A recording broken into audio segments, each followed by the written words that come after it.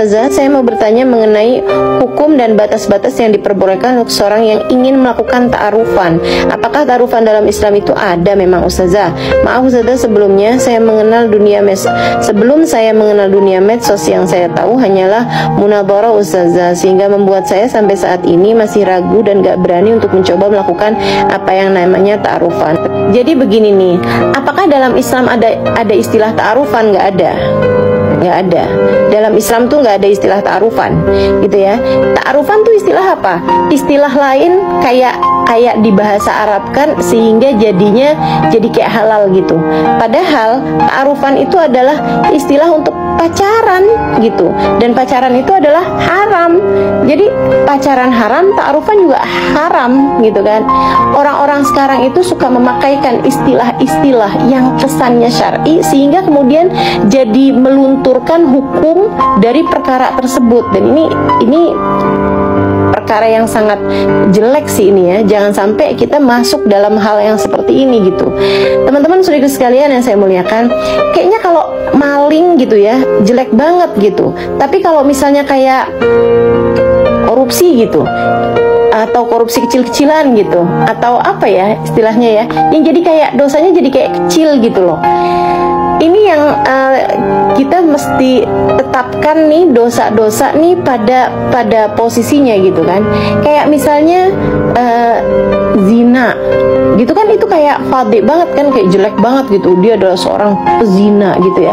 Tapi kalau misalnya yang dia cinta satu malam atau FWB gitu ya, istilahnya anak zaman sekarang itu, jadi kayak zinanya kayak nggak terlalu zina gitu, zinanya tuh kayak nggak terlalu gede gitu dosanya. Ini hati-hati nih teman-teman saudara sekalian, kita jangan sampai terjebak kepada hal-hal yang seperti ini gitu.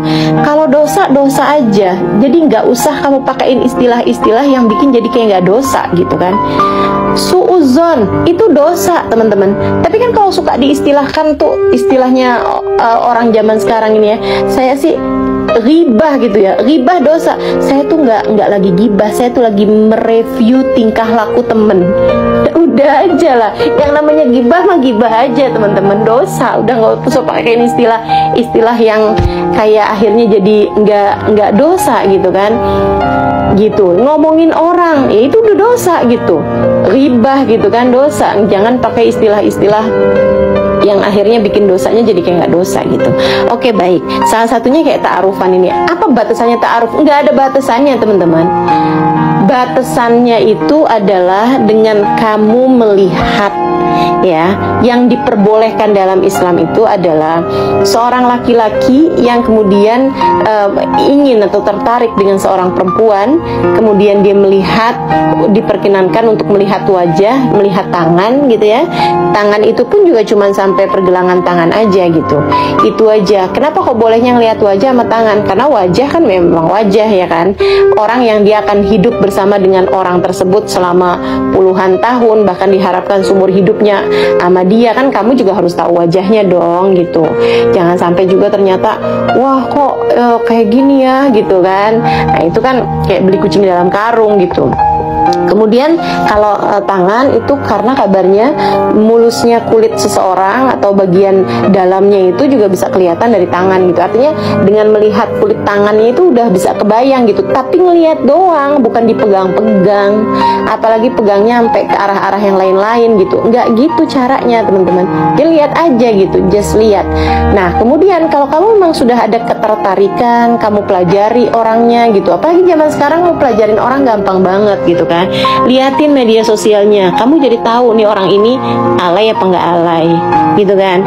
Nih anak ini nih orang ini nih pribadiannya kayak gimana gitu. Kamu bisa lihat dari media sosialnya gitu. Kamu bisa lihat dari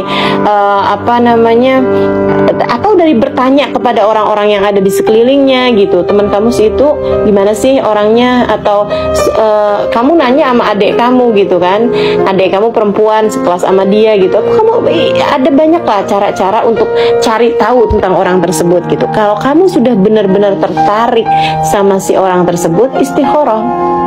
istikharah gitu ya, atau kamu minta dulu sama si perempuan tersebut dengan kamu datengin bapaknya. Ini ya buat orang laki-laki ya, datang ke bapaknya.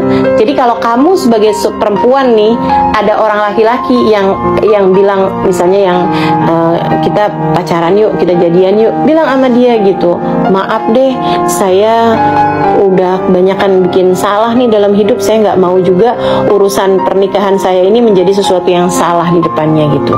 Apalagi kan membangun rumah tangga gitu, yang diharapkan membawa kepada surga, saya nggak mau diawali dengan sesuatu yang salah gitu kan, kayak gitu. Jadinya kalau kamu memang tertarik pengen deketin saya, silahkan lamar saya kepada orang tua saya, gituin teman-teman. Kamu berkelas kalau kayak begitu gitu. Kamu berkelas, dan itu tuh kamu nikahnya nanti nggak karena daripada zina. Sebab yang namanya orang tuh kalau udah deket mau istilahnya ta'arufan kek, istilahnya pacaran kek, kalau udah memang jadi deket gitu kan, akhirnya kamu jadi ngerasa yang saya nggak sanggup hidup tanpa dia.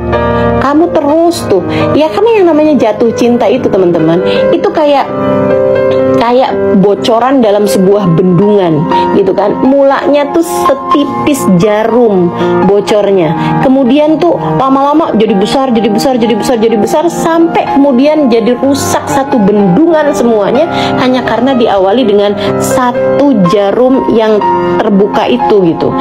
Demikian pula dengan kamu jatuh cinta, kamu melakukan perbuatan-perbuatan yang kayak rasa jatuh cinta tuh selalu diawali dengan satu jarum itu gitu. Selah dalam satu jarum tersebut.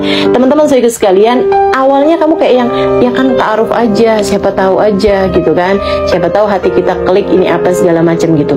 Akhirnya kemudian jadi dekat sampai kemudian akhirnya saya nggak sanggup nikah nggak sama dia gitu, saya maunya sama dia. Jadinya akhirnya kamu nikahnya itu biar nggak zina, dan itu tuh hal yang ngerusak hubungan rumah tangga tuh banyaknya kayak gitu. Karena kalau kamu udah pacaran, kamu udah jatuh cinta, kamu udah cinta banget sama dia, teman-teman saudaraku sekalian, kamu tidak lagi mampu berpikir logik.